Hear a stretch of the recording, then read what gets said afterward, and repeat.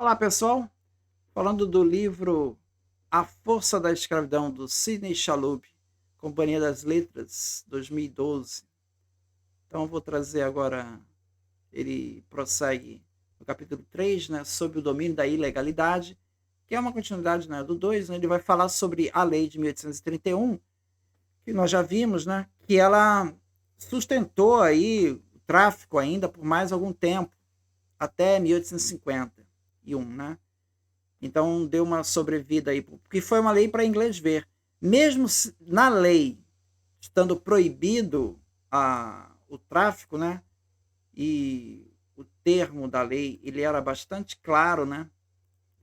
Ele diz assim: todos os escravos que entrarem no território ou portos do Brasil, vindos de fora, ficam livres. Isso está no artigo 1º da Lei de 7 de novembro de 1831. Mas uma lei que não entrou em vigor. É uma lei que ficou conhecida como eleita para inglês ver. Apesar disso, depois dessa lei e até 1850, nesses 20 anos, né, 750 mil africanos ainda foram trazidos ilegalmente. Como se explica isso? A omissão das autoridades e ao silenciamento do sistema no contexto da expansão cafeeira. Então, no capítulo 4, ele vai falar sobre modos de silenciar e não ver, onde ele vai falar desses mecanismos de cumplicidade dos agentes públicos, juízes, advogados, policiais, em acobertar esse tráfico ilegal, esse contrabando de escravos. Então criou-se um verdadeiro pacto de silêncio, mantido pela elite e pela burocracia imperial, né? Isso aí vai estar no capítulo 4, né? No capítulo 4, ele vai trazer essa informação.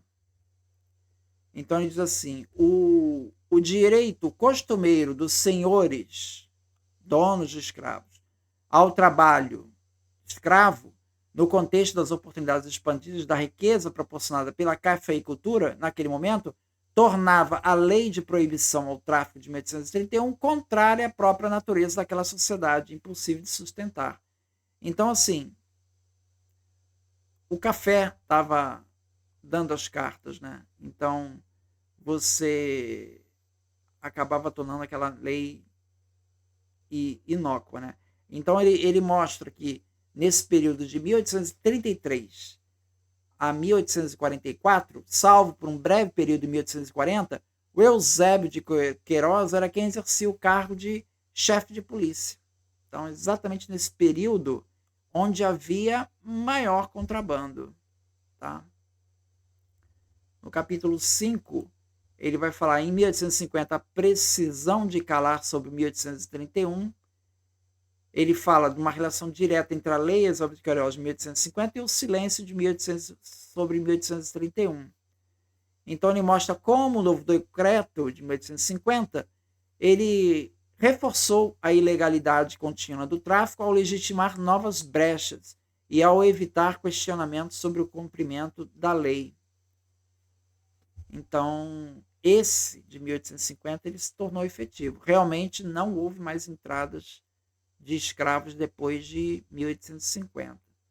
Então, no capítulo 5, vou trazer alguns destaques, né? Ele diz assim: a segunda metade da década de 40 combinou paradoxalmente o recrudescimento das medidas britânicas contra o tráfico, a partir da vigência do Bill Aberdeen, que é de 1845, que ampliou de modo unilateral a atuação repressiva da Marinha de Guerra inglesa e o novo crescimento dramático da entrada de africanos contrabandeados.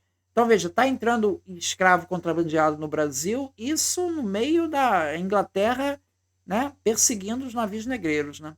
A introdução de africanos vinha em ritmo regular, média de 30 mil pessoas anualmente, desde a década de 1840. Em 1845, registraram-se 20 mil, cifra bem baixa, em especial diante do que ocorreu nos anos subsequentes. 52 mil africanos ilegais em 1846, e aí vai, 47, 48, 49. Entraram aí 50, 60 mil ilegais. A gente viu isso no gráfico, né, do vídeo passado.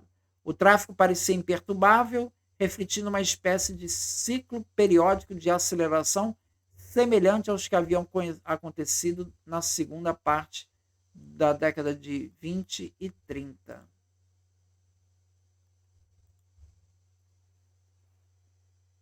Em 1850, com os cruzeiros ingleses a perseguir negreiros, onde e quando lhes desse na veneta, com os esforços efetivos de repressão do governo imperial, começando a operar apenas naquele fim do ano, ainda entraram no país 31 mil, em 1850.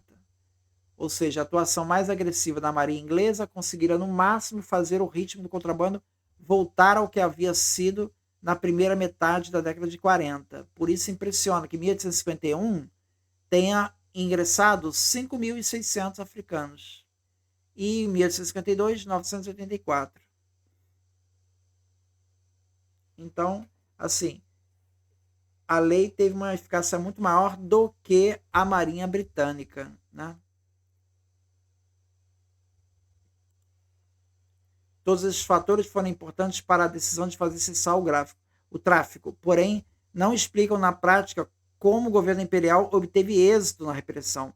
Pode-se dizer que o sucesso do combate ao tráfico a partir de 1850 deveu-se ao fato de que o governo imperial passou a ver o que constava da documentação policial desde os anos 30 sobre o modo como operava o contrabando, em especial quanto à chegada das embarcações, desembarque dos escravizados e preparativos para uma nova viagem.